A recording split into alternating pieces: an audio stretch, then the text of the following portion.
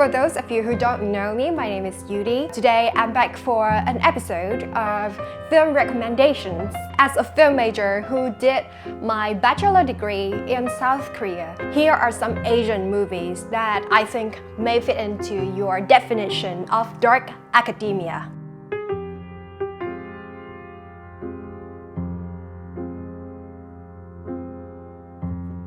So, the first movie from this list is A Tale of Two Sisters, which was released in 2003 and was directed by Kim Ji-woon. This is the film that blends in the Western aesthetics and the Oriental Korean. The film is a psychological horror film. It tells a story of a teenage girl who returns home after being released from a mental institution. The film is inspired by a Joseon-era folktale, which was titled 장화 홍렬, I believe. And the production design team did a fantastic job with all of the props, all of the setup, the color scheme, the floral pattern that runs throughout the entire movie. The mise-en-scène is meticulously planned out to keep the balance between the narrative elements and the visual elements. Many underlying themes are perfectly executed, such as mental illness, the boundaries between the reality and hallucination, the mentality of guilt, and the Freudian notion of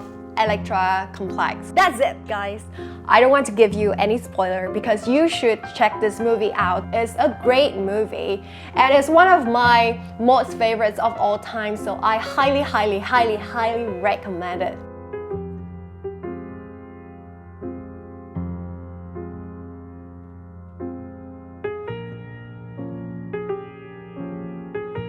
So, moving on to the second movie of this list. The second movie on this list is Guilty of Romance, which was released in 2011 by director Son Ho-seon. This is a garish color noir psychological crime film, and it tells a story of a murder case whose victim is the wife of a well-known, well-established novelist. Son Ho-seon in this movie, he uses a very non-linear storytelling technique. It follows the investigation of this murder case. So the story is unfolded little by little, and also the story of the investigator herself is also told parallel with the murder case. The international version was re-edited and cut down like part of her story. That's what I heard. It somehow also reminds me of a Japanese novel which is called Grotesque. So the novelist and his wife at the beginning of the movie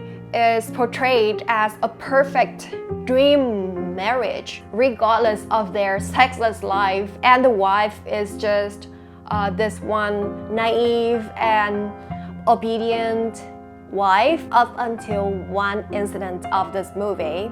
So you guys should really check it out. Son Ho-seon is never afraid to exploit such dark themes such as sexual desire, sexual repressions, and obsessions. Most of the critics were about his film being really misogynist. And he might not be everyone's cup of tea, but if you're a cinephile and a dark academia, definitely you should check him out.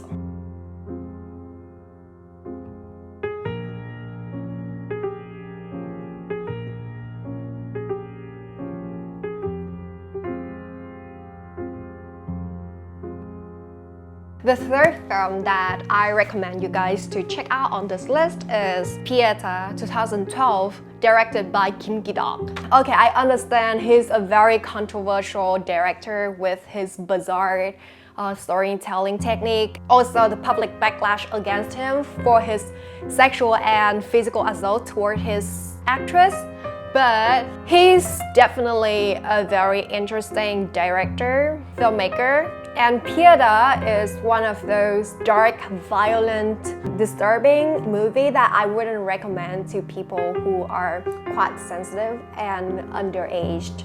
The movie depicts the mysterious relationship between this brutal man who works for loan sharks and a middle-aged woman who claimed to be his mother after he was abandoned for 30 years. Pieta also mixes a lot of elements from Christian symbolism and highly sexual content. And this film is also considered a wicked and twisted tale of crime and punishment. If you're a fan of Dostoevsky, you might want to check this out to see how he would twist the original story of crime and punishment. Good luck! So the third movie from this list is Lady Vengeance, directed by Park Chan-wook. Lady Vengeance is the last movie that belongs to director Park Chan-wook's Vengeance trilogy, and each of the films deals with themes of revenge, violence, and salvation. I love its music score that is heavily Baroque themed, and Paganini Cabaret 24. My most favorite violin piece appears from time to time throughout the movie. And Lady Vengeance tells a story of a woman seeking revenge after being released from prison, serving the sentence for a murder that she did not commit. Director Park shows his brilliance as a storyteller through the exquisite cinematography. All of the scenes were beautifully shot, and you guys should definitely check out this masterpiece.